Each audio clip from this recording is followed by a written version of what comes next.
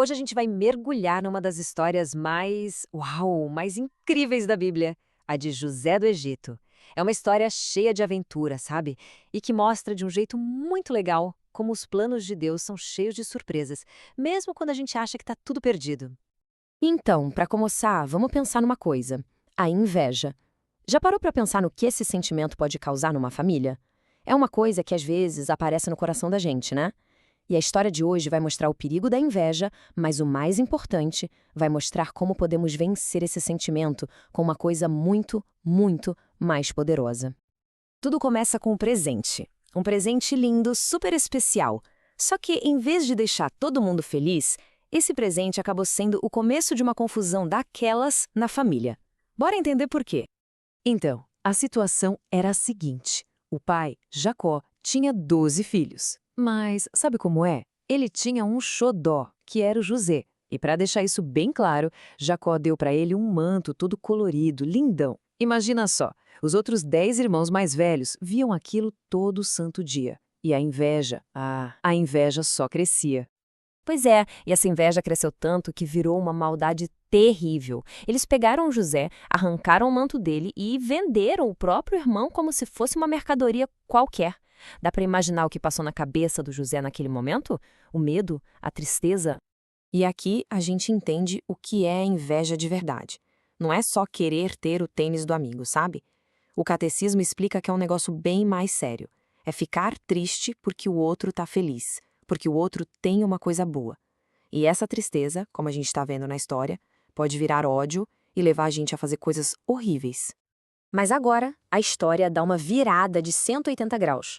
José estava no fundo do poço, né? Vendido como escravo, mas a sua jornada no Egito estava só começando. Olha que loucura a vida do José. Primeiro, ele é escravo na casa de um homem importante, o Potifar. Depois, por causa de uma acusação falsa, ele vai parar na cadeia. Mas é lá, na prisão, que um dom especial dele brilha. Ele sabia interpretar sonhos. E não é que ele interpreta o sonho do faraó, o rei do Egito, e de repente, bom, o escravo, o prisioneiro, vira o governador de todo o Egito, a segunda pessoa mais poderosa de lá. E o mais incrível de tudo isso é o coração do José. Pensa bem, como escravo, preso, sendo injustiçado, ele tinha tudo para ficar revoltado, né? Mas não, ele continuou firme na sua fé em Deus. Ele nunca deixou de confiar. E era essa fé que dava força para ele aguentar tudo. O tempo passou, muitos anos mesmo. José agora era o poderoso governador do Egito. Vida nova, tudo diferente. Mas o passado sempre dá um jeito de aparecer. E ele voltou de uma forma que ninguém mesmo podia imaginar. Lembra daquele sonho do faraó, da fome que ia chegar? Pois é, ela chegou com tudo. E chegou lá na terra da família do José também. Desesperados, para onde os irmãos dele foram procurar comida? Exato, para o Egito. E eles foram pedir ajuda justamente para quem? Para o governador, sem ter a menor ideia de que aquele homem poderoso era o irmão que eles tinham vendido anos e anos atrás. Olha só como o jogo virou. Os irmãos, que se achavam os tais, agora estavam ali, com fome, implorando por ajuda. E José, que tinha sido a vítima, que foi humilhado, agora ele tinha o poder de decidir a vida e a morte deles. E o mais doido, ele reconheceu todo mundo na hora. Mas eles nem sonhavam que era o José. Agora, para pensar um pouquinho. Se fosse com a gente, com todo esse poder na mão, de frente para quem te fez um mal tão grande, o que a gente faria? Vingança, né? Parece a primeira opção. Mas será que José pensou assim? Mas o José, ele era diferente. Ele não queria vingança. Ele era sábio.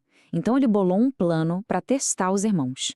Ele queria ver se eles ainda eram aqueles mesmos caras invejosos e maus ou se eles tinham se arrependido de verdade. E é agora que a gente chega no coração da história. Porque essa história não é sobre vingança. É sobre uma coisa muito, mas muito mais poderosa. É sobre o perdão.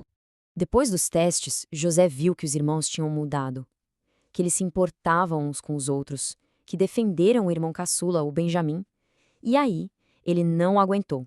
A emoção foi tão forte que ele mandou todo mundo sair e, chorando muito, ele falou: "Eu sou José." Nossa! Imagina o choque, o pavor dos irmãos naquele momento. E o que ele disse em seguida é a frase mais importante de toda essa história. Ele disse: "Vocês tentaram fazer um mal contra mim, mas Deus transformou esse mal em bem para salvar a vida de muita gente." Percebe?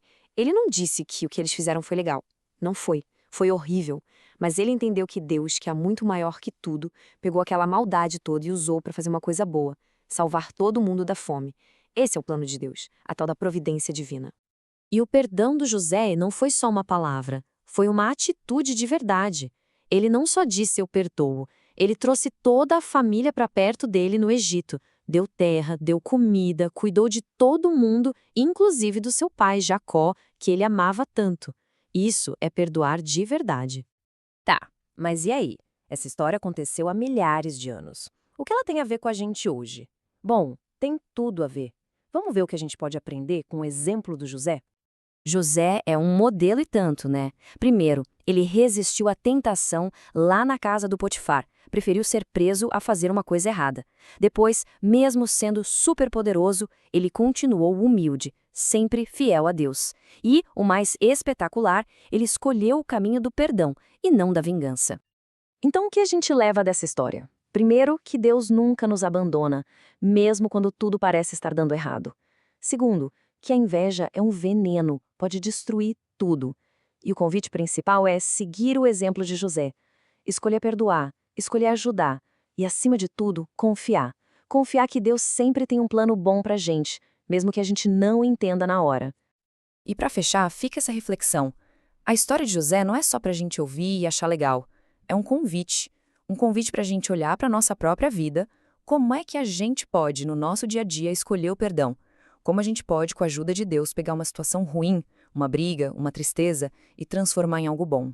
Fica aí pra gente pensar.